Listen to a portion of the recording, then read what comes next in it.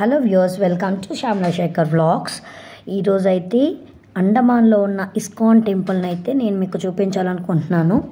చిన్నపిల్లలు సైతం ఇస్కాన్ టెంపుల్కి వెళ్ళి ఏం చేస్తారు అంటే ఎవరైనా చెప్పేస్తారు. ఎంతో ఆనంద తాండవంతో అయితే డాన్సులు అయితే వేస్తారని పిల్లలు చెప్తారు.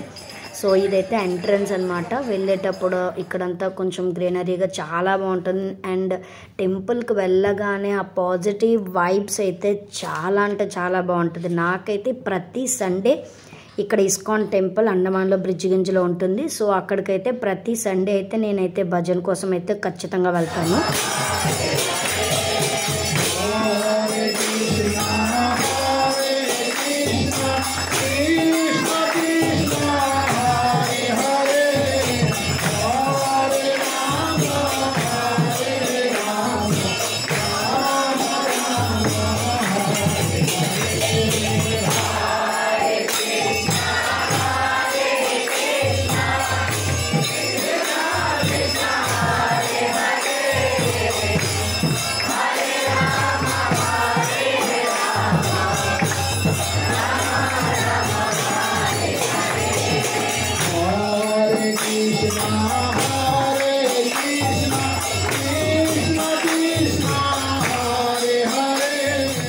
ఎలాంటి బాధగా ఉన్నా సరే ఇస్కాన్ టెంపుల్కి వెళ్తే నిజంగా మనసు ఎంతో ఆనందంతో చాలా అంటే చాలా బాగుంటుంది. అండ్ ఇక్కడ ఇలా ఆనంద తాండవంతో ఇలా ఎగురుతూ డ్యాన్సులు వేస్తూ హరే రామ హరే కృష్ణ భజన చేస్తూ ఉంటే నాకైతే చాలా అంటే చాలా ఇష్టం. సో ఇక్కడ టెంపుల్లో అయితే ప్రతి ఆదివారము కూడా ఇలా భజన చేసి అండ్ అన్న సమారాధన కూడా చేస్తూ ఉంటారు. అండ్ నేనైతే అండమాన్ వచ్చాకే ఫస్ట్ టైం ఇలా ఇస్కాన్ టెంపుల్కి వెళ్ళడం కూడా అనమాట.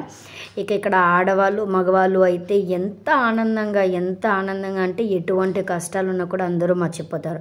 మీలో ఎంతమంది అయితే ఇస్కాన్ టెంపుల్కి వెళ్ళే అలవాటు ఉందో నాకు కామెంట్ సెక్షన్లో మాత్రం కామెంట్ చేయడం మర్చిపోకండి. మేము ఆ రోజు వెళ్ళినప్పుడైతే గురు ప్రభు వారి ప్రవచనం కూడా చెప్పారు.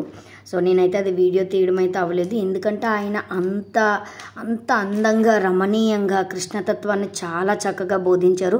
సో అది వింటూ మా మైండ్ అంతా ఇంకా డైవర్ట్ అయిపోయింది. దానివల్ల నేను వీడియోస్ క్లిప్ అయితే తీయడం జరగలేదు. బట్ మీరు చూస్తున్నారు కదా, ఖచ్చితంగా అండమాన్లో ఉన్న ఎవరైనా సరే ఈ ఇస్కాన్ టెంపుల్ మాత్రం విజిట్ చేయడం మర్చిపోకండి ఎవ్రీ సండే కూడా. అండ్ ఆఫ్టర్నూన్ ఇక్కడ అన్న సమారాధన కూడా జరుపుతారు. అండ్ ఇక్కడ మనకి నచ్చినట్టుగా కృష్ణుని తలుచుకుంటూ ఓన్లీ భజన చేయడమే కాకుండా కృష్ణ తత్వాన్ని కూడా మనం పాటించాలనే విషయాన్ని అయితే ఇక్కడ ప్రభువారు చాలా చక్కగా చెప్తారు.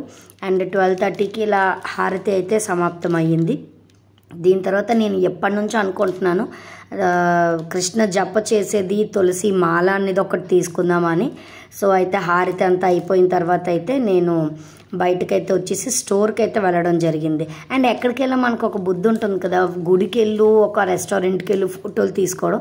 నేనైతే అలా ఫొటోస్ తీసేసుకున్నాను. ఇదైతే పక్కన ఉన్న స్టోర్, ఆ పైన ఉన్నవైతే బ్యాగ్. నేనైతే ఈ యొక్క తులసి మాల ఇదొకటి తీసుకున్నాను. ఇది పెట్టుకోవడానికి ఒక చిన్న బ్యాగ్ని కూడా తీసుకున్నాను. ఈ రెండు కలిపి 290 రూపీస్ అయ్యింది. దాని తర్వాత అన్న సమారాధన ప్రసాదాన్ని అయితే ఆనందంగా స్వీకరించాను.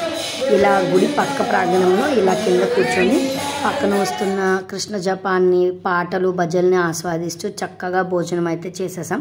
చేసి లోపల ఇంకా పాటలు పాడుతున్న వాళ్ళకి చూసుకొని మా బుడ్డోడికైతే ఇక్కడ బుల్లి కృష్ణని అయితే తెచ్చారు, బాలగోపాల్ని. వాడిని కూడా పట్టుకొని కొంచెం అలా ఫొటోస్ అయితే తీసేసుకున్నాము. ఈ సండే అయితే మీరు దీన్ని చూసి ఆనందించారని అనుకుంటున్నాను. వీడియో నచ్చితే తప్పకుండా లైక్ చేసి షేర్ చేసి సబ్స్క్రైబ్ చేయడం మాత్రం మర్చిపోకండి. హరే కృష్ణ.